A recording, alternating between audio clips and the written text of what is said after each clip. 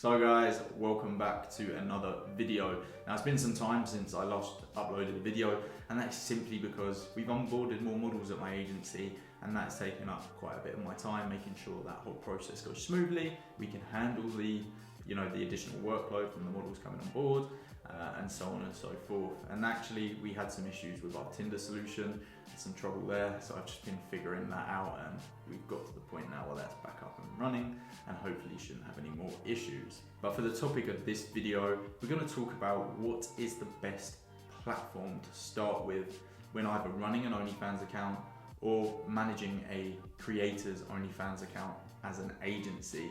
Now, I've made other videos on the best way to gain subscribers and stuff like that, but even after people watching those videos, I still have quite a lot of people DMing me asking, I've just onboarded a model, what's the best way to start bringing in subscribers when starting out? So to clarify this, I'm going to make this video, and after this, hopefully that should clear everything up and there shouldn't be any more questions in that area. But before we dig into that, just an intro to myself if you haven't seen the channel before. My name is Ollie. I've been in the online space for a number of years now, running multiple different businesses, including a six-figure SMMA that I still run to this day, and also a successful OnlyFans management agency. And clearly I also make YouTube content. And so if you're in the OnlyFans or the OnlyFans management space, then be sure to like this video and subscribe to the channel to see more content around the OnlyFans space. But let's dig into the main topic of this video. Where is the best place to start once you've onboarded a model or once you've created your OnlyFans account? Which is the best platform to use to start pushing subscribers? Now, before we dig into my personal favorite, there are some points that I want to go over. Now, the first one is that you need to focus on the areas where the model is already, or the creator is already seeing success, or you are already seeing success yourself as a creator. Now, what do I mean by this? Well, we need to look at all of our different assets, such as Instagram account, TikTok account, Reddit account, Twitter, and figure out where we have already seen the most success. Generally speaking, this is either going to be across TikTok or Instagram, but I have known models to have huge Twitter followings and not much of a following on Instagram, and exactly the same with Reddit. So it is important to define where the most success has been coming from, and then try and amplify this in the short term, and this will get you the best results from the start. So once we've worked out where the current creator has seen the most success in the past, and we've really reverse engineered that and found out why that has worked so well and how we can continue to get it to work so well, we then want to look at the platform that wants to get most of our focus straight away. Now, this platform is going to be TikTok.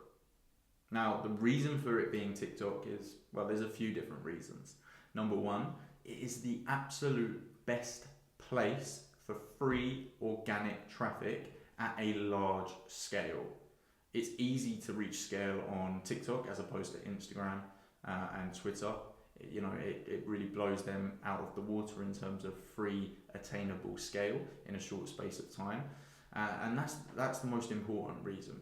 The second reason for TikTok being such a powerful tool and where you want to put your focus first of all is because the content that you create for TikTok can then be repurposed across multiple different platforms. You can take that TikTok that you've made and then you can then post it on Instagram to get additional reach in the Reels section, and you can also post it on Facebook. And Facebook Reels at the moment are incredibly undervalued, and you can get an obscene amount of traffic there at the minute, but also on Twitter as well. And so that is another reason it is such a great place to start. Now, the next reason it is such a powerful tool, and the one you should focus on first, is because, especially as an agency owner, it is the one that is generally going to require the most workload from your creator. Now, you might be asking, well, why is that a good thing? Well, as an agency, it means you get to pre-qualify your creator. If you onboard a creator and you give them a set of TikToks to do within a certain time period and they do not get it back to you, that is a red flag straight away. And it kind of allows you to test their work rate and then make a decision on whether you actually want to work with this creator long term. Now, we've had multiple different types of creators join our agency, some with an incredible work rate and some with a very poor work rate. And we have had creators join our agency with kind of no experience on the TikTok platform or anything of that nature, and they have straight away started smashing out TikToks, or at least learning and trying to smash out TikToks. And we've had it the other way, where we've had models that are perfectly capable and experienced creating TikTok, and they just had no interest to do so. And that has actually given us the opportunity to kind of qualify them over those first few weeks, and then actually let them go at the end of the month. And your ability to be able to do this and really have a growth mindset when it comes to this kind of thing is important. You need to have the ability and confidence in yourself that you're going to be able to sign other models, to qualify models over the first few weeks, and then actually let them go if they're not a good fit for your agency.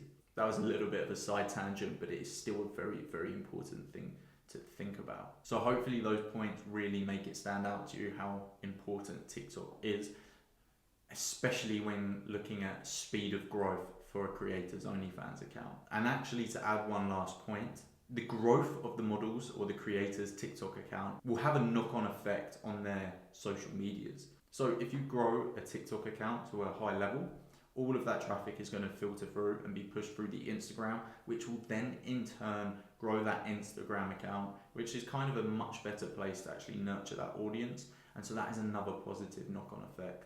Now, hopefully after hearing those points, you are now convinced that TikTok is the best option when starting out with a creator and should be where your primary focus is. But if you're not, just another example, one of our creators went viral with a piece of content. I'm talking like million plus views. And actually from that one piece of content, we got almost hundreds of subs rolling in from just that one piece of viral content. And that is just insane. You're not going to see that anywhere else. And so again, that's just another point to have in the back of your mind. But anyway, now I've convinced you that TikTok is the best place to start. How do we actually want to position our TikTok content, and how do we actually do it? What's the sort of SOP, the standard operating procedure with TikTok? So what I will do, or one of my team will do on a bi-weekly basis, is create a list of TikToks for each model and send them over to them, like I say, either on a weekly or a bi-weekly basis, and get the model to either recreate completely that piece of content or take inspiration from those pieces of content and put their own spin on these pieces of content to create. We then have one main account for the creator. Now, generally speaking, this main account is going to be under the control of the model themselves, or the creator themselves. It's going to be the account that they are logged into on their phone. And this is going to be the account where we initially post the content. This account is either going to be based in the UK or the US, depending on where the model is situated. But we have models that are actually situated outside of these two countries, but we make sure that their main account is operating in either the UK or the US, and we do this with the use of a SIM card of that country. Then once we have built up momentum on this main TikTok account, and there is views and followers and likes and subscribers coming from that TikTok account, then what we look to do is create sub-accounts from this main account and then repurpose that content on a mass scale. And that repurposing of content and everything like that is done in-house on our side and isn't the responsibility of the creator. The only responsibility that that creator has is to hold the main account, post on the main account, potentially create the TikToks within the main account.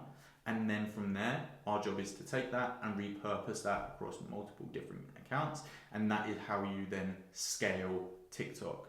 And not only scale TikTok, but actually introduce it to other markets. So if our creator is based in the US and their main TikTok is in the US, we then take that and create TikTok accounts that are going to be operating in the UK, in Australia, potentially some of the other big five like New Zealand, Canada, and potentially actually other areas in Europe. You can see a really, really strong response rate in other areas of Europe, those higher quality sort of countries through Europe. And actually these guys are getting hit less regularly with a lot of OnlyFans style content, and so they respond even better and they come through into the OnlyFans account. Like, we've got subscribers for some of our girls from places like Finland and so on and so forth, and they're pretty big spenders. So that was a very brief overview of kind of our process with TikTok. There are other intricacies of this process that I don't have time to put in this video, such as removing metadata, how to extract the content from TikTok and stuff like